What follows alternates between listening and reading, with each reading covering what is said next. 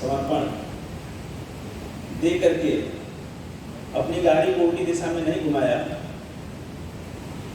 तो आने वाले कुछ समय में, मुझे कहते हुए कोई संकोच नहीं है कि आने वाले कुछ समय में ये विभाग बंद हो सकता है।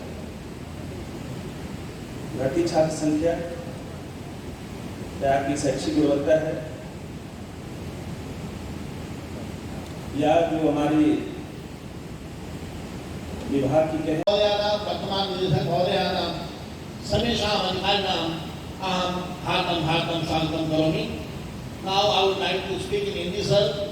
Sir, सारे प्रेजेंटेशन में कलेक्टर साहब, डीजी साहब ने किया, पूर्व में अधिकारियों ने कह दिया।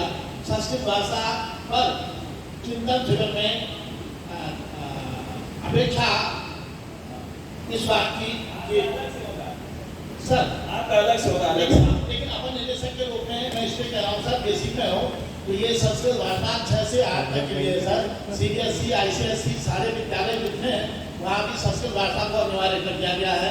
मेरा केवल ये मानना ये है कम से कम 20 से 50 तक सूक्तियाँ महोदय संस्कृत में सारे विद्यालयों में जानकारी हो जानी चाहिए ताकि हमारी संस्कृत की सुरक्षा हो सके। अब जय तो संस्कृतम जय तो भारतम। मैं एक बात पुनः प्रणाम करते हुए अनुरोध करूंगा माननीय मंत्री महोदय, क्योंकि आप हमारे संस्कृत शिक्षा मंत्री भी हैं, तो संस्कृत की बात रखने का मैंने साहस किया है। मेरा ये काम बहुत बहुत धन्यवाद। शिक्षक योग्य नहीं है, लेकिन वही शिक्षक जब किसी निजी विद्यालय में 15,000 रुपए में मेहनत से पढ़ाते हैं और सबल शिक्षक के रूप में साबित होते हैं, तो ये क्या कारण है कि 15,000 से जब सरकारी सेवा में आने के बाद ये 55,000 कमाते हैं तो वे योग्य नहीं रह जाते। कारण यह है कि योग्य तो है पर समर्पण का भाव कहीं छिप सा जाता है।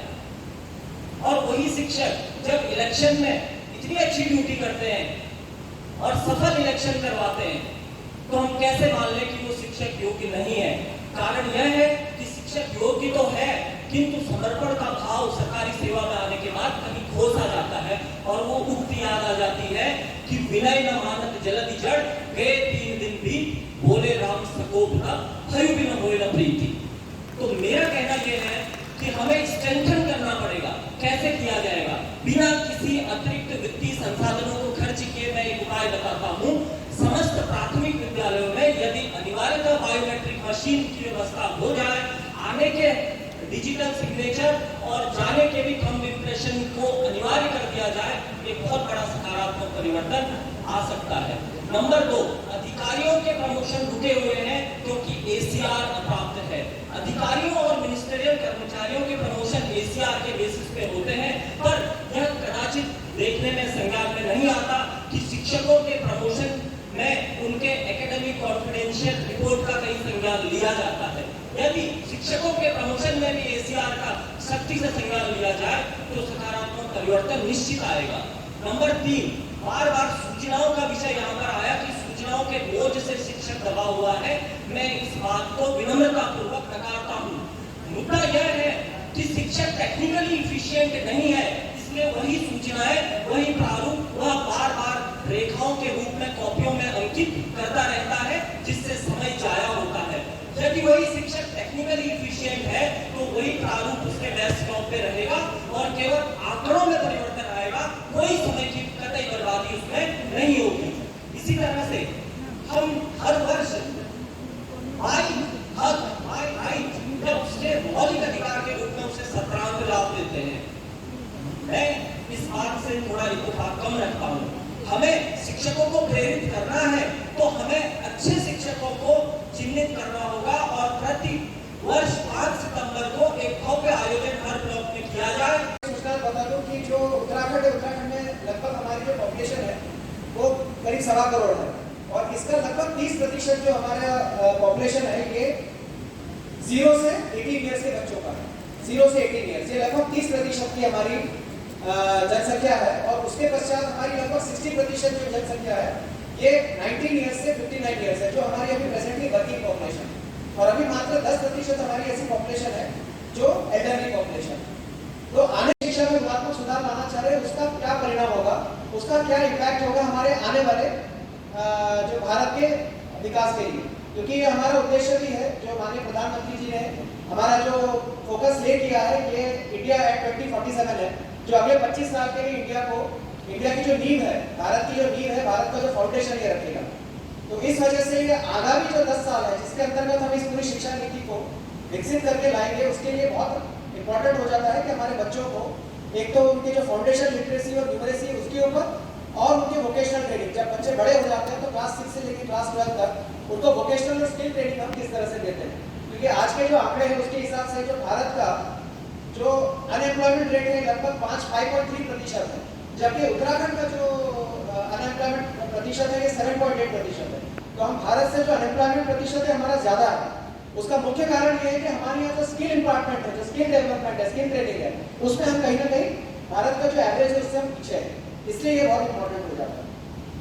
दूसरा, जैसे मैंने बताया था कि इसके लिए अभी हमने बाल वाटिका जो है, बाल वाटिका की पुस्तकें हमने तैयार की हैं। इसमें जो अभ्यास पुस्तिका है हमारी, इसको 3 श्रेणियों में हमने किया है, तो स्वास्थ्य, संवाद और सृजन। इसके लिए मैं पहले तो जो हमारे जिला शिक्षा और प्रशिक्षण संस्थान चंपावत है, इनके द्वारा जो निपुण भारत मिशन में राष्ट्रीय साक्षरता एवं संख्या ज्ञान दक्षता पहल, इसे तो जो इन्होंने प्रेजेंटेशन में बताया गया था, प्राइमरीली उसमें 3 फोकस एरियाज हैं, एनईपी चाइल्ड, एनईपी टीचर और एनईपी स्कूल। इन 3 क्षेत्रों में हमें खास के जो उस पर जो हमें बिंदुओं पर फोकस करना है, मैं संक्षिप्त में बता दूं। तो मैं एनईपी चाइल्ड के लिए मैं बता चुका हूं कि हमें फ्यूचर रेडीनेस, आगे बच्चे को जो भविष्य के लिए तैयार करना है, उसके लिए उसके फाउंडेशन लिटरेसी और न्यूमरेसी, और साथ जो उसके कक्षा 5 तक, मदर तक, बच्चे की जो मातृभाषा है, मातृभाषा में उसको जो शिक्षा उसको इम्पार्ट करनी है, जो ट्रेनिंग उसको इम्पार्ट करनी है, ये बहुत आवश्यक हो जाती है। इसलिए इस पर एक फोकस एरिया हमारा होना चाहिए। और साथ जैसा मैं बता चुका हूँ कि उसकी रीडिंग, राइटिंग और अरिथमेटिक, इन 3 चीजों पर हमारा फोकस होना चाहिए, ताकि वो क्लास 3 तक इस चीजों में वो दक्ष रहे, वो ताकि वो एब्जॉर्ब कर सके, ग्रास्प करने की उसमें जो एबिलिटी है वो विकसित हो जाए। दूसरा, जो एनईपी टीचर है उसमें एक प्रशिक्षण का बहुत इंपॉर्टेंट रोल है। साथ डेफिनेटली हमारे राज्य में जो वैकेंसीज है बहुत ज़्यादा है, वैकेंसीज की पूर्ति करनी है, इसमें हम लगातार प्रयास कर रहे हैं। जो प्रमोशंस हैं, कोई एक डेलीगेट ने इसमें रेस भी किया था एक पॉइंट को, कि जो हमारे वैकेंसीज है, वैकेंसीज को हमें शीघ्र पूर्ति करनी है। इसमें कुछ कतिपय माननीय न्यायालयों के आदेश हैं, उनका संज्ञान लेते हुए हम प्रयास कर रहे हैं कि इसको शीघ्र इसको पूर्ण करें। जो अध्याचन है इसको हम बहुत प्रायोरिटी से, जो हमारे लोक सेवा आयोग है उसमें भेज रहे हैं, और लोक सेवा आयोग भी अभी वर्तमान में बहुत तेजी से इस पर काम कर रहा है, तेजी से इसमें शिक्षकों की नियुक्ति कर रहा है। हाल ही में हमने हमारे 453 जो भर्तियां हैं इसको पूर्ण की हैं। साथ जो हमारे टीचर ट्रेनिंग इंस्टीट्यूशन है, इनको भी हमें सुदृढ़ करना है। जो डायट्स है हमारे और जो प्रशिक्षण के केंद्र हैं, उनको सुदृढ़ करने की बहुत आवश्यकता है। इस समय में ये भी मैं बता दूं कि माननीय शिक्षा मंत्री जी के साथ हम कॉन्फ्रेंस में गए थे गांधीनगर, गुजरात में। वहाँ पर जो इनका विद्या समीक्षा केंद्र है उसका हमने काफ़ी डिटेल में अध्ययन किया था, उसको हम यहाँ पर रेप्लिकेट करना चाह रहे हैं उत्तराखंड में भी। ये एक बिग डेटा ड्रिवन मॉडल होगा, जिससे कि हम राज्य के किसी अंतिम छोर के स्कूल तक जो वहाँ से डेटा जनरेट होगा, जो वहाँ के बच्चों की गुणात्मक सुधार है, उनका जो क्लास 3, क्लास 8 और क्लास 5 और क्लास 8 में जो उनका अचीवमेंट्स है या उनका जो परफॉर्मेंस है, उस परफॉर्मेंस को रेट करते हुए वहाँ के जो टीचर का जो परफॉर्मेंस है, वहाँ के जो अध्यापक का या वहाँ के हेडमास्टर का जो परफॉर्मेंस है, प्रधानाध्यापक का, प्रधानाचार्य का क्या परफॉर्मेंस है, वहाँ तक के हम उसको इवेल्युएट कर सकेंगे। और उसी बेसिस पे जैसे आपने बताया है कि जो अच्छा प्रयास कर रहे हैं, जो टीचर्स अच्छा मेहनत कर रहे हैं, उनके लिए हम जो पॉलिसी है, पॉलिसी में उनको जो न्यू वेटेज देकर उनके जो प्रमोशनल एवेन्यूज है या उनको और जो सुविधाएं देनी है उनको, उसके ऊपर हम विचार कर सकते हैं। तीसरा जो एनईपी स्कूल की बात है, एनईपी स्कूल के लिए सबसे इंपॉर्टेंट है यूनिवर्सल एक्सेस, सभी बच्चों के लिए स्कूल तक लाना, सभी बच्चों को अनिवार्य रूप से शिक्षा प्रदान करना। इसके लिए एक तो जो ग्रॉस एनरोलमेंट रेशियो हमारा जीएआर, उसमें गुणात्मक सुधार की आवश्यकता है। मैं मानता हूं कि अभी भी हमारे उत्तराखंड राज्य में इस पे बहुत कार्य करने का अभी इसमें अवसर हमारे पास उपलब्ध है। साथ जो आउट ऑफ स्कूल चिल्ड्रन है, हमारे जो स्कूल से बाहर हैं बच्चे, उन बच्चों को शीघ्र हमें स्कूल में जो हमारा मेन करिकुलम का है या हमारा जो मेन स्ट्रीम है, उस मेन स्ट्रीम एजुकेशन में उनको लाने की हमें बहुत ज़्यादा आवश्यकता है। और इसके साथ जो चिल्ड्रन में स्पेशल नीड्स है, हमारे जो विशेष बच्चे हैं जिनको विशेष आवश्यकताओं की आवश्यकता है, उनके लिए स्पेशल टीचर्स या और जो इंस्टीट्यूशनल मैकेनिज्म में सुधार की आवश्यकता है, उस पर शिक्षा विभाग कार्य कर रहा है, लेकिन साथ साथ फील्ड लेवल पर, क्योंकि यहाँ पर ये हमारे लिए एक चिंता का विषय है। हमें हमारे जो शिक्षा तंत्र है उसको इस तरह से लाना है कि जैसे विदेशों में हम देखते हैं, वहाँ पे जो प्राइमरी स्कूल, जो गवर्नमेंट प्राइमरी स्कूल्स होते हैं, वो लोगों की पहली पसंद होती है। वहाँ पर पहले लोग चाहते हैं कि गवर्नमेंट प्राइमरी स्कूल्स में बच्चों का एडमिशन हो, अगर वहाँ नहीं हो पाता है तब वो प्राइवेट स्कूल्स में ट्राई करते हैं। तो क्यों ना हम हमारे स्कूल्स को, हमारे जो विद्यालय तंत्र है उसको हम उस स्तर तक ला सकें जहाँ पर लोगों का ये प्रायोरिटी हो कि हम पहले राज्य के जो स्कूल है, हमारे जो गवर्नमेंट स्कूल्स है, गवर्नमेंट स्कूल में हम पहले है वो हमारा सेकंड प्रेफरेंस है या थर्ड प्रेफरेंस है। तो ये हमारे लिए जो परसेप्शन है, परसेप्शन में सोच में एक ट्रांसफॉर्मेशनल चेंज लाने की बहुत बड़ी आवश्यकता है। उसके ऊपर भी मैं चाहूंगा कि यहाँ पर चर्चा हो, और साथ साथ क्योंकि हम 2 दिवसीय यहाँ पर चिंतन करेंगे, उस विषय पर मैं देख रहा था कि हमारे जो अलग अलग विषय हैं जिन पे हम बात करेंगे, मैं माननीय मुख्यमंत्री जी के भी संज्ञान में लाना चाहूँगा कि यहाँ पर जैसे हमारे विभागीय शिक्षा अधिकारियों के कार्य उत्तरदायित्व हैं, जो प्रारंभिक शिक्षा, माध्यमिक शिक्षा में जो हमारे नामांकन है, हाइब्रिड लर्निंग है, नेशनल अचीवमेंट सर्वे है, बोर्ड परीक्षा फल है, वित्तीय संसाधनों के उपयोग के संबंध में, स्कूल ओनरशिप और विद्यालय विकास योजना के संबंध में, जो शिक्षा समीक्षा केंद्र की मैं बात कर चुका हूँ उसकी स्थापना के संबंध में, जो दिव्यांग बच्चों का चिन्हांकन है उसकी भी मैं बात कर चुका हूँ। इस तरह के कई विषयों पर हम लोग चिंतन कर रहे हैं।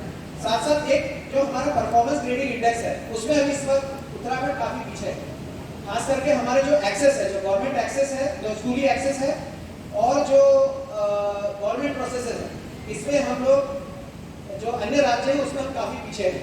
और ओवरऑल हम लोग ग्रेड 3 में है 8 राज्यों के साथ। अभी हमें ग्रेड 2 में आना है जहाँ और अन्य 8 राज्य हैं, और उसके बाद में लेवल 2 और लेवल 1 है जिस स्तर तक हमें पहुंचना है। तो अभी उससे हम लोग काफी दूर हैं। तो मैं चाहूंगा कि इस 2 दिवसीय चिंतन शिविर में जो परफॉर्मेंस ग्रेडिंग इंडेक्स है उसके भी जो उसके पैरामीटर्स है, उसके जो अलग अलग जो बिंदु है, उन बिंदुओं में भी जो गुणात्मक सुधार है उसके लिए क्या क्या प्रयासों की आवश्यकता है उसके ऊपर भी विचार विमर्श होगा, उस पर भी चिंतन होगा। पुनः मैं आज जो हमारे इस चिंतन शिविर में अपने व्यस्त समय से समय निकालकर हमारे प्रदेश के माननीय मुख्यमंत्री जी उपस्थित हुए, मैं आपका बहुत बहुत सादर अभिवादन करता हूँ, आपका बहुत बहुत धन्यवाद देता हूँ कि आप यहाँ पर पधारे, और आपसे हमें आपके आशीर्वचन में जो आपका मार्गदर्शन है वो भी हमें प्राप्त होगा। माननीय शिक्षा मंत्री जी, इस क्षेत्र के माननीय विधानसभा सदस्य महोदय और IPS के माननीय चेयरमैन और पूर्व सांसद, मैं आपका बहुत बहुत धन्यवाद देना चाहूँगा कि आपने हमें इस जो फोरम है और आपका ऑडिटोरियम है और आपका जो परिसर है उसको आपने उपलब्ध कराया। और साथ साथ हमारे जो सभी जनपदों से हमारे जो अधिकारीगण शिक्षा विभाग से आए हैं, ये 2 दिवस आपको जो आपके रूटीन कार्य हैं, आपके रूटीन वर्क्स है, उससे थोड़ा सा हट के चिंतन का आपको एक बहुत बहुमूल्य आपको एक अवसर मिल रहा है। इस अवसर का आप पूरा प्रयोग करिए। आप लोग सब अलग अलग जगह से आए हैं, आपस में भी आप जो लंच का टाइम है, आपका टी ब्रेक है, उसमें आप लोग आपस में विचार विमर्श करिए। बहुत सारे आपके पास अपने सुझाव होंगे क्योंकि आप फील्ड पर काम करते हैं, आप सभी इस क्षेत्र के विशेषज्ञ हैं, आपको इस फील्ड की जो आवश्यकता है, इसकी ज़रूरतें हैं, हमसे ज़्यादा पता है। तो कृपया इस फोरम का आप उपयोग करिए और जो आपके वैल्यूएबल फीडबैक है वो यहाँ पे विभाग के समस्त अधिकारीगण यहाँ पर उपलब्ध है, आप कृपया हमारे साथ शेयर करिए, ताकि जो गुणात्मक सुधार है, जो NEP के जो गुणात्मक सुधार की मैं बात कर रहा हूँ, ये टीम वर्क है। हम साथ मिलकर काम करेंगे तो हम इसको अचीव कर पाएंगे। और अल्टीमेट हमारा जो फोकस है, हमारा अल्टीमेट स्टेक होल्डर है वो इस राज्य का बच्चे हैं। बच्चों को हमें जो एंड रिजल्ट है, हमारे बच्चों को हमें फोकस करके चलना है। अगर हमारा वो प्राइमरी फोकस रहेगा, अगर बच्चों के जो शिक्षा है उसमें गुणात्मक सुधार का हमारा फोकस रहेगा, तो मुझे पूरा विश्वास है कि हम इस लक्ष्य को जो है अचीव कर पाएंगे। आप सभी का पुनः बहुत बहुत धन्यवाद। आदरणीय डॉक्टर धन सिंह रावत जी, इस क्षेत्र के लोकप्रिय विधायक और जो सभी विषयों पर लगातार लोगों के साथ सतत संपर्क में रहते हैं, ऐसे आदरणीय स्थापना के 25 वर्ष पूरे होंगे। उस समय हम शिक्षा विभाग में जो हमारी नई शिक्षा नीति आई है उसको हम लागू करेंगे, उसको पाठ्यक्रम में लाएंगे, हमारे बच्चे पढ़ेंगे, आप सब उसको पढ़ाएंगे। लेकिन इसके अलावा हम शिक्षा विभाग को और कैसे व्यवस्थित कर सकते हैं, हम कैसे और अच्छा कर सकते हैं, या हिंदुस्तान के अन्य राज्यों में जैसे गुजरात में और अच्छे जो भी अनेकों राज्य जिन्होंने अच्छा काम किए हैं वो करते हैं। ऐसा काम कि जो 9 नवंबर 2025 को पूरा हो और हमारे राज्य की वो बेस्ट प्रैक्टिस के रूप में माना जाए। मैं कहता हूँ कि कोई आप 10 योजनाएं मत बनाइए, 10 प्रस्ताव मत दीजिए, 10 काम मत करिए, लेकिन 1 काम, 2 काम, 3 काम हम क्या कर सकते हैं? इसका भी जो है, क्योंकि ये हमारा प्रादेशिक स्तर का चिंतन शिविर हो रहा है, तो इस चिंतन शिविर से ही इसका अमृत भी निकलना चाहिए।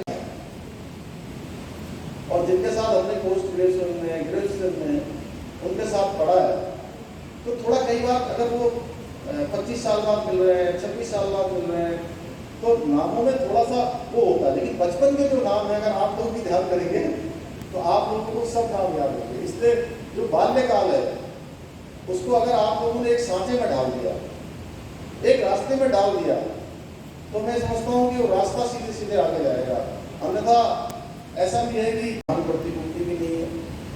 तो मैं यहाँ आज इसकी घोषणा करता हूँ कि हमारे अधिकारीगण इसका एक प्रस्ताव रखेंगे, जिनमें से जो भी अच्छा होगा, दोनों में से विभाग से बात करके हमारे मंत्री भी इसको देख लेंगे और हम सब लोग मिलकर इसको आगे बनाएंगे।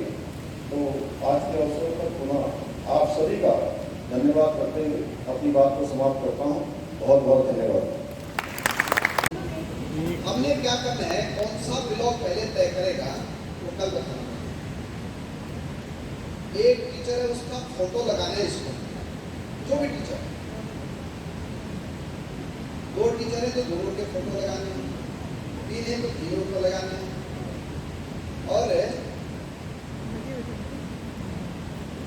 30 का गिनती लिखनी है उसके नीचे, या 31 का। और उस क्लास का बच्चा जो है टिक मार देगा कि गुरुजी आज हमारे आए थे कि नहीं आए थे। आप समझ गए या नहीं समझे? हर महीने जो है एक तो बच्चे को ये पता चल जाएगा कि मेरे गुरुजी कौन, ठीक है। कई स्कूलों में बच्चों को ये पता ही नहीं कि हमारे गुरुजी हैं।